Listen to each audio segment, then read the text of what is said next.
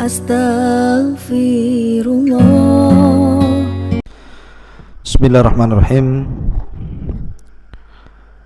Assalamualaikum warahmatullahi wabarakatuh. Alhamdulillah wassalatu wassalamu ala Rasulillah wa ala alihi wa sahbihi wa mawalah wa la hawla wa la quwata illa billahi wa ba'du. Qala Allahu azza wa jalla, ya ayyuhalladzina amanu taqullaha haqqa tuqatih wa la tamutunna illa wa antum muslimun. Wa qala sallallahu alaihi wasallam, majtama'a qaumun fi baiti min buyutillah yatluna kitaballah wa yatadarasunahu bainahum illa haffathumul malaikah wa ghasyiyatuhumur rahmah wa nazalat alaihimus sakinah wa dzakarallahu fi man indah. Ma'asyiral muslimin yang dimuliakan Allah Subhanahu wa taala, alhamdulillah di malam hari ini kembali kita bisa berjumpa lewat media yang kita cintai bersama. Tak lupa salawat teriring salam kita haturkan kepada yang mulia Nabi besar Muhammad sallallahu alaihi wasallam. Pembahasan di malam hari ini kita akan membahas menyingkap rahasia jin qarin. Apa itu jin qarin? Ma'asyiral muslimin yang dimuliakan Allah Subhanahu wa taala, kalau kita bicara tentang jin qarin, Al-Imam Ibnu Utsaimin rahimahullahu ta'ala mengatakan, Al-qarinu huwa syaitan musallat alal insani biidhnillahi azza wa jalla ya'muruhu bil fahsya'i wa yanhahu 'anil ma'ruf. Jadi pembahasan yang kita akan bahas di malam hari ini adalah jin qarin. Apa jin qarin? Jin qarin adalah syaitan yang dikuasakan terhadap manusia tentu karena izin Allah Subhanahu wa taala. Di mana jin qarin ini memerintahkan manusia dengan fahsyah, kekejian, dan mencegah manusia untuk melakukan yang ma'ruf. Dan itu berdasarkan firman Allah Subhanahu wa taala, asy-syaitanu ya'idukumul faqra wa ya'murukum bil fahsyah. Syaitan itu menjanjikan kepada kalian kefakiran dan memerintahkan kalian untuk melakukan kekejian. Wallahu ya'idukum maghfiratan minhu wa fadla wallahu wasi'un alim. Dan Allah menjanjikan kepada kalian ampunan dan keutamaan, dan Allah amat maha luas rizkinya lagi maha mengetahui. Ma'asyiral muslimin yang dimuliakan Allah Subhanahu wa taala, setiap manusia pasti ada qarin. Dan qarin ini ada dua macam. Ada qarin dari kalangan jin, dan mereka adalah syaitan, dan mereka adalah jin kafir. Dan ada qarin berupa malaikat, dan dua-duanya ibarat barat dan timur, tidak mungkin ketemu. Dan keduanya bisa kita rasakan. Saya, anda, atau siapapun bisa merasakan apabila hati kita ini terdorong untuk melakukan kemaksiatan, melakukan kekejian, kemungkaran dan kezaliman, berarti jin yang ada pada badan kita itulah yang memberikan was-was untuk melakukan hal itu. Tapi jika yang kemudian diperintahkannya adalah memerintahkan kepada kebaikan, pada ibadah dan ketaatan, berarti itu adalah datang dari malaikat yang mencintai kebaikan. Ma'asyiral muslimin yang dimuliakan Allah Azza wa Jalla, seperti apa jin qarin ini? Apakah setiap manusia memiliki jin qarin? Apakah para nabi juga memiliki jin qarin? Bagaimana pula dengan qarinnya para nabi? Dan apakah qarin ini juga akan meninggal ketika manusia yang diqarininya meninggal?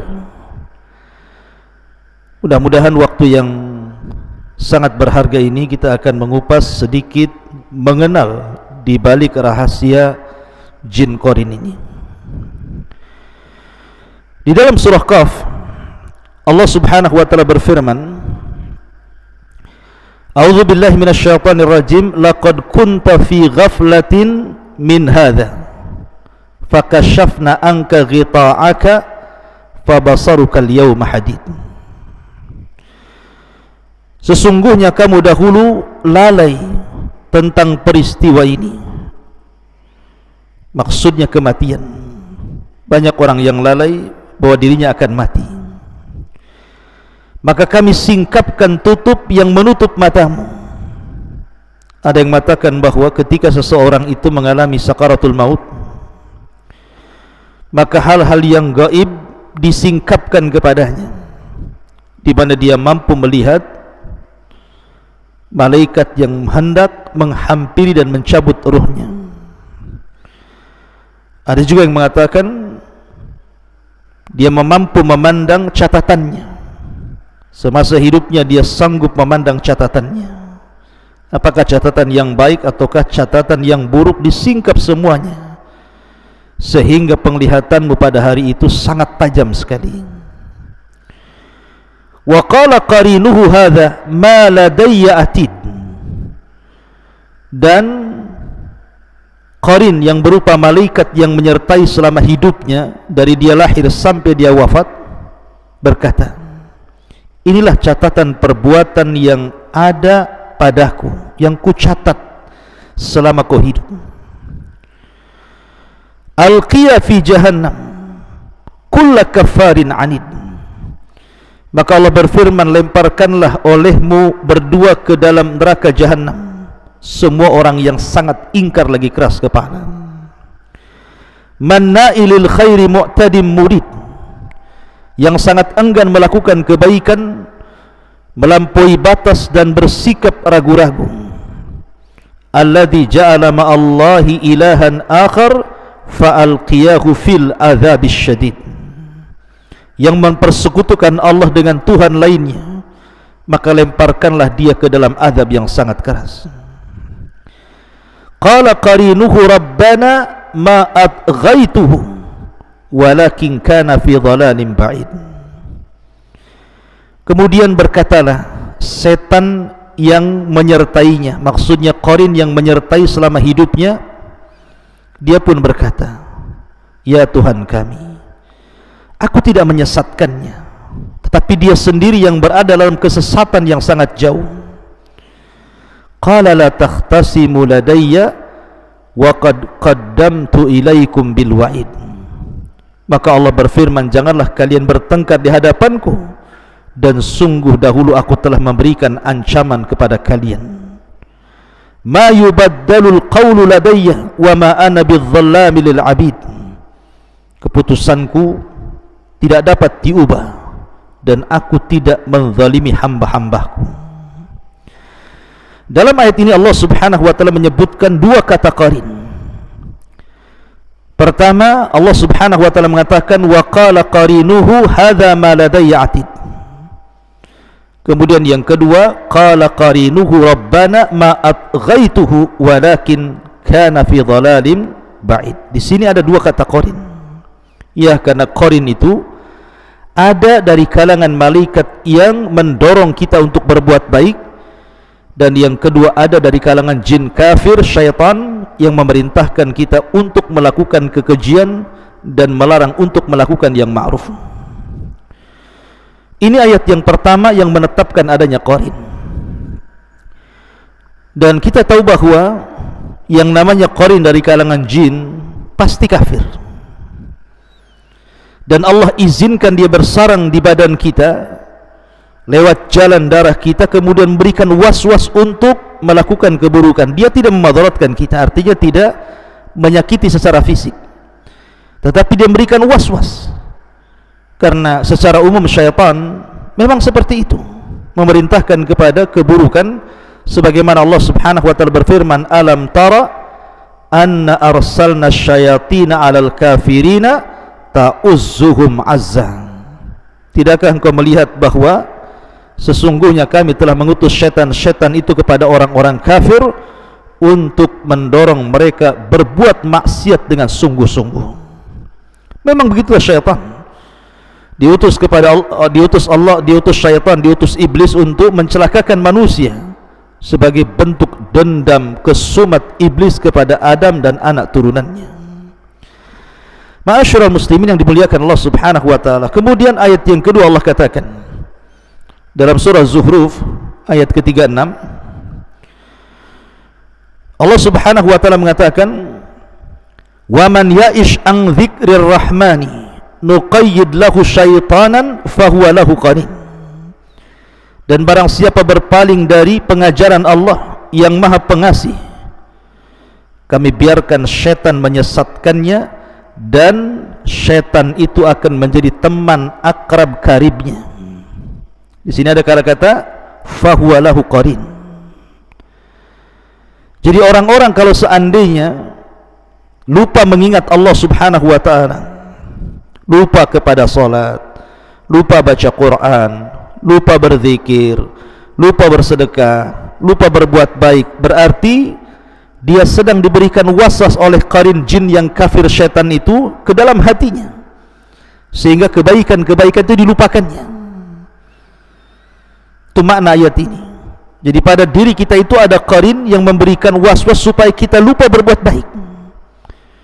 Tetapi kalau seandainya hati seseorang itu dipenuhi dengan iman, dengan takwa, rajin ibadah, baca Quran, berzikir, maka qarin pun tidak bisa apa-apa terhadap kita, karena memang dia tidak diciptakan untuk menguasai kita, tidak, hanya berikan was-was saja. Ma'asyiral muslimin yang dimuliakan Allah Azza wa Jalla. Kemudian juga dalam surah An-Nisa ayat 38 Allah mengatakan, walladzina yunfiquna amwalahum ria'an nasi wala yu'minuna billahi wala bil yaumil akhir wa man yakuni syaitanu lahu qarinan fasa'a qarina. Dan juga orang-orang yang menginfakkan hartanya karena ria, dia berinfak hanya untuk dilihat manusia, dipuji manusia, dipandang manusia, dan kepada orang lain yang ingin dilihat dan dipuji, dan orang-orang yang tidak beriman kepada Allah dan kepada hari kemudian. Barang siapa menjadikan syaitan sebagai qarinnya, temannya, maka ketahuilah dia itu syaitan adalah teman yang sangat jahat untuknya. Di sini ada kata-kata wa may yakuni syaitanu lahu qarinan fasa'a qarina. Jadi Al-Quran menetapkan adanya qarin. Setiap manusia ada qarin. Bahkan dalam sebuah hadis dari Abdullah ibn Mas'ud radhiyallahu an, Nabi sallallahu alaihi wasallam bersabda, "Ma minkum min ahadin illa wa qad wukila bihi qarinuhu minal jin." Kata Nabi SAW, tidaklah dari kalian seorang pun kecuali telah dikuasakan padanya teman dari kalangan jin. Sahabat bertanya, wa iyaka ya Rasulullah, apakah juga dirimu dalam badanmu ada qarin wahai Rasul? Qala, maka Rasul mengatakan, wa iya, ya termasuk diriku. Illa annallaha a'anani alaihi fa aslam fala ya'muruni illa bi khairin. Tetapi qarin jin yang ada pada badanku, kata Rasulullah, sesungguhnya Allah telah menolong diriku, fa aslam, maka dia pun aslam. Sebagian para ulama mengatakan kalau dibaca dhammah fa aslamu, maka artinya jin itu tetap kafir, tetapi tidak memerintahkan Rasul untuk melakukan kejahatan, tidak pengaruh kepada Nabi SAW. Tetapi kalau dibaca kemudian fathah bukan dhammah, fa aslama, berarti jin itu yang ada pada badan Nabi sallallahu alaihi wasallam telah masuk Islam. Fala ya'muruni illa bi khairin, sehingga dia tidak memerintahkan diriku, kata Rasul, kecuali kebaikan. Jadi ada yang mengartikan fa aslamu, artinya kemudian dia pun tidak bisa apa-apa denganku, tidak pernah melakukan keburukan kepadaku atau memberikan was-was keburukan, atau dibaca fa aslama, dia pun masuk Islam.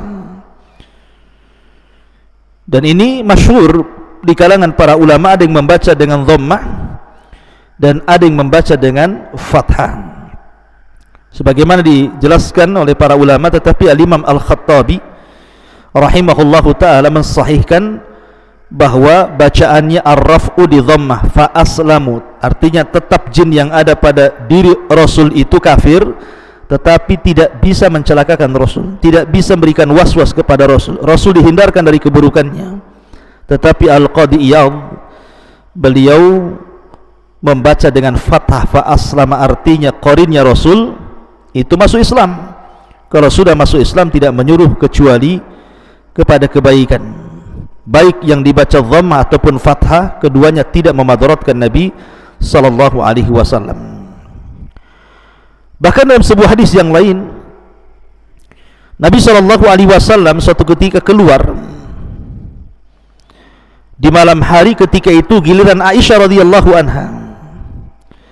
Kata Aisyah radhiyallahu anha, faghirtu alaihi, aku pun cemburu karena disangkanya Rasul keluar malam itu hendak ke istrinya yang lain. Faja'a fara'a ma asna, maka dia pun datang, kemudian dia melihat apa yang aku lakukan. Karena Rasul ketika pergi, Aisyah membuntuti di belakang. Kemudian ketika Rasul datang, Aisyah langsung balik. Jadi Rasul melihat apa yang dilakukan Aisyah radhiyallahu anha. Maka Nabi SAW kemudian bertanya, malak ya Aisyah, ada apa dengan kamu? Sibuk kali. Maka Aisyah mengatakan, fakultu wa mali la yagharu misli ala mislika ya Rasulullah. Aku cemburu wahai Rasul. Siapa yang tidak cemburu dengan dirimu? Maka Nabi SAW mengatakan, aku ja'aki syaitanuki ya Aisyah, apakah telah datang syaitanmu? Rasul mengatakan, apakah ada setanmu dalam badanmu? Apa telah datang setanmu? Qalat, maka Aisyah radhiyallahu mengatakan, ya Rasulullah, au ma'iya syaitan, apakah aku punya syaitan? Ataukah dalam diriku ada syaitannya wahai Rasul? Kata Rasul, na'am ya. Qultu, kemudian aku katakan, wa ma kulli insanin, apakah bukan hanya diriku, bahkan semua manusia juga ada setannya wahai Rasul? Maka Rasul mengatakan, na'am ya, semua manusia ada setannya, semua manusia ada qarinnya.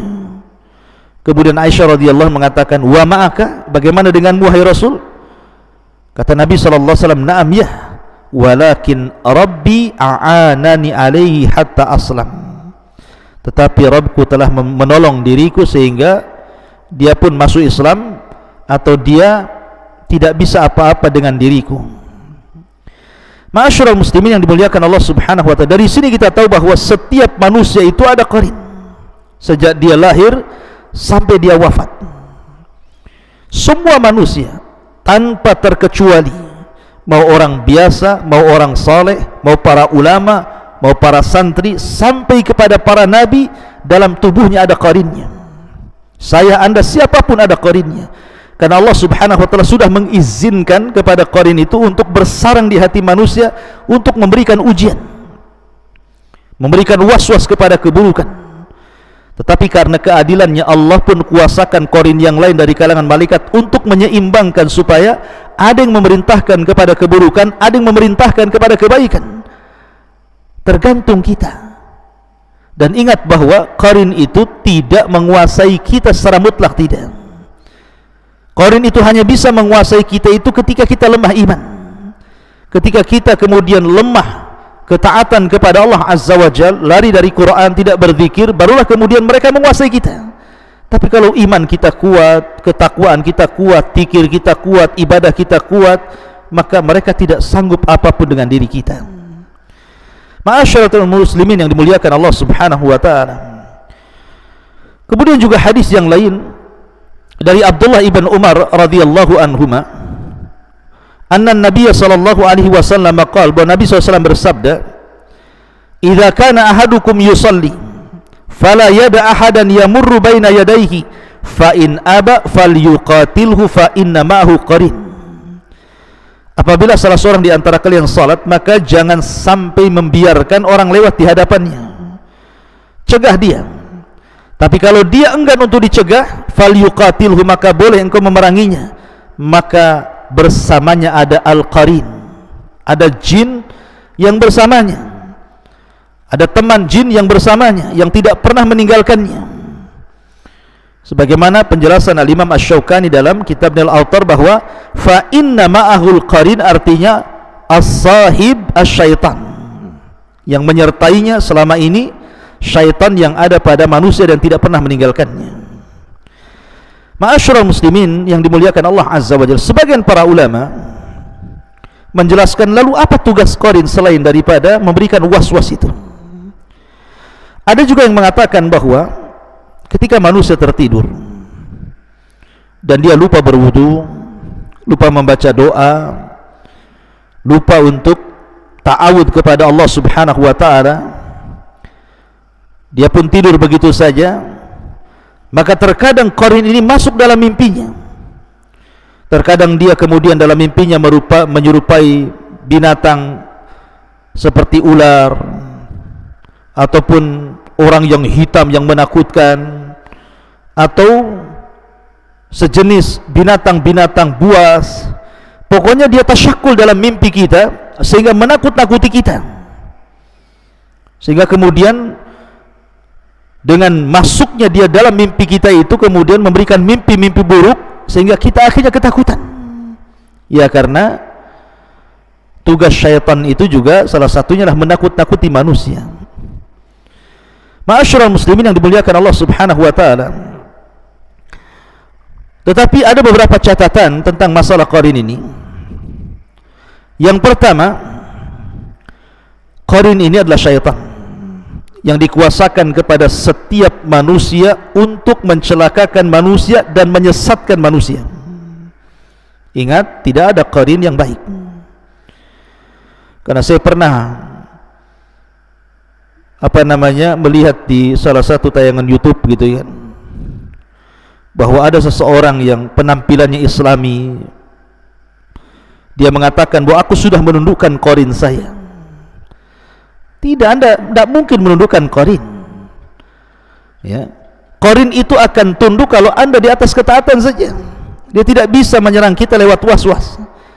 Tapi kalau seseorang itu lagi futur, karena manusia tidak mungkin semangat ibadah terus, pasti sewaktu-waktu akan futur. Lah, futur datang dari mana? Qarin itu yang membuat kita futur, sehingga kita malas untuk beribadah. Kemudian yang kedua, kalau kita melihat dalil-dalil Al-Quran dan Sunnah yang kita baca, bahwa tidak ada amalan qarin itu kecuali hanya memberikan was-was. Artinya dia tidak menyakiti secara badan, dia tidak menyakiti secara badan, karena jin-jin itu kan tugasnya banyak, macam-macam tugas itu. Ada khusus jin itu yang menyakiti kita, entah dia diutus oleh tukang-tukang sihir, oleh paranormal untuk menyantet kita, naudzubillah gitu ya, maka itu jin khusus menyakiti kita. Tapi qarin itu tugasnya lain, dia hanya untuk memberikan was-was saja, menakut-nakuti kita supaya kita malas ibadah, supaya kita berbuat jahat, supaya kita berbuat zalim, itu saja. Dan itu kembali kepada kekuatan iman seorang hamba, karena bagaimanapun tipu daya syaitan qarin ini bisa kita kalahkan dengan mendekatnya kita kepada Allah Subhanahu wa ta'ala. Ma'asyiral muslimin yang dimuliakan Allah Subhanahu wa ta'ala, kemudian juga ketika seseorang wanita khususnya sedang haid ataupun istihadhah, ya, sebagaimana dijelaskan dalam sebuah hadis Nabi SAW, ada yang mengatakan bahwa istihadhah seorang wanita itu dikarenakan perbuatan qarin. Istihadhah dengan haid beda. Kalau haid memang kebiasaan wanita, setiap bulan pasti keluar, entah seminggu, entah 5 hari. Tetapi biasanya orang setelah haid kemudian datang istihadhah, darah yang menyusul, yang warnanya beda dengan darah haid, baunya beda dengan warna haid, kekentalannya beda dengan darah haid. Adapun perbedaannya, kalau istihadhah masih boleh sholat, boleh puasa, cuman disuruh mandi 1 kali, dan setiap kali sholat dan juga ibadah yang lainnya dicuci saja tempat najisnya. Tapi kalau haid tidak boleh. Lah ada yang mengatakan bahwa istihadhah itu bisa saja perbuatan qarin. Karena Nabi SAW menyebutkan di beberapa riwayat, ada yang mengatakan hadza minasyaitan, istihadhah itu dari syaitan. Hadis Aisyah radhiyallahu anha juga mengatakan hadza irqun. Kemudian raqsun minasyaitan. Kemudian dalam riwayat yang lain juga hadza minasyaitan, itu bagian daripada syaitan. Kenapa demikian? Karena orang dibuat was-was. Apalagi orang tidak punya pengetahuan tentang masalah haid dan istihadhah. Disangkanya istihadhah itu haid, akhirnya dia meninggalkan salat, meninggalkan puasa, padahal wajib bagi dia salat, wajib bagi dia istihadhah. Makanya ini perlu ilmu untuk melawan qarin ini. Kalau tidak, anda kemudian terjatuh para wanita meninggalkan kewajiban Allah Azza wa Jalla. Yang harusnya anda salat, anda tinggalkan salat. Yang harusnya anda puasa, anda tinggalkan puasa, karena tidak bisa membedakan mana haid, mana istihadhah. Ya, ada juga yang mengatakan seperti itu, dan itu adalah perbuatan qarin. Ma'asyiral muslimin yang dimuliakan Allah Subhanahu wa taala. Adapun apakah kemudian qarin ini mengikuti manusia sampai wafat, ketika manusia wafat ini kemudian qarinnya ikut wafat? Wallahu alam. Karena ada hadis Nabi SAW yang mengatakan bahwa idza mata ibnu Adam in qata'a amaluhu illa min thalathin, sadaqatin jariyah aw ilmin yuntafa'u bihi aw waladin salihin yad'u lahu. Apabila anak Adam meninggal dunia, maka tidak ditinggalkan kecuali, tidak dibawa ke dalam kuburan kecuali 3 perkara: sedekah yang mengalir, ilmu yang bermanfaat, anak yang saleh yang mendoakan. Dan di sini tidak ada lafaz qarin juga ikut masuk ke kuburannya. Artinya ketika manusia wafat, maka qarinnya akan keluar dan akan bertugas lagi menjadi hamba iblis dan mencelakakan manusia. Makanya saya teringat dengan as'ilah. Suatu ketika waktu saya belajar di Yaman, saya bertanya kepada Syekh Adnan, salah satu guru saya. Jadi ketika saya bercerita tentang peristiwa di kampung, jadi ada seorang preman meninggal dunia, kemudian karena mabok overdosis meninggal dunia. Kemudian setelah dia 1 hari meninggal dunia, heboh di kampung itu bahwa rupanya ada yang melihat bahwa preman itu hidup lagi, sedang nongkrong di jembatan. Dan berita ini dari mulut ke mulut akhirnya kemudian menyebar. Namanya orang kampung zaman dulu beda dengan orang kampung zaman sekarang, pada takut. Pertanyaannya, apakah mungkin orang yang sudah meninggal bisa hidup lagi kemudian nongkrong di atas jembatannya? Nah, ini saya tanyakan kepada salah satu masyayikh yang di Yaman, Syekh Adnan hafizahullah ta'ala. Dia mengatakan bahwa boleh jadi itu qarinnya, karena yang bisa membentuk fisik orang itu mirip dengan orang yang meninggal itu adalah qarinnya, karena qarin adalah sahibnya, temannya. Jadi dia terputus. Jadi yang sudah meninggal, tapi qarin itu keluar. Terkadang menakut-nakuti manusia dengan cara seperti itu, seolah-olah yang sudah meninggal hidup lagi, padahal itu qarinnya. Oleh karena itulah maka tidak ada hubungan orang yang sudah meninggal dengan qarin. Artinya qarin tidak masuk ke dalam kuburan. Dia ketika orang itu meninggal, dia keluar, kemudian dia tetap bertugas sebagaimana jin-jin yang kafir lainnya berusaha untuk menyesatkan anak Adam. Wallahu a'lam bishawab. Ini di antara pengetahuan kita tentang masalah qarin. Mudah-mudahan ada manfaatnya. Mungkin kita tutup dengan doa kafaratul majlis. Subhanakallahumma bihamdika asyhadu an la ilaha illa anta astaghfiruka wa atubu ilaik. Allahu ta'ala alam. Assalamualaikum warahmatullahi wabarakatuh.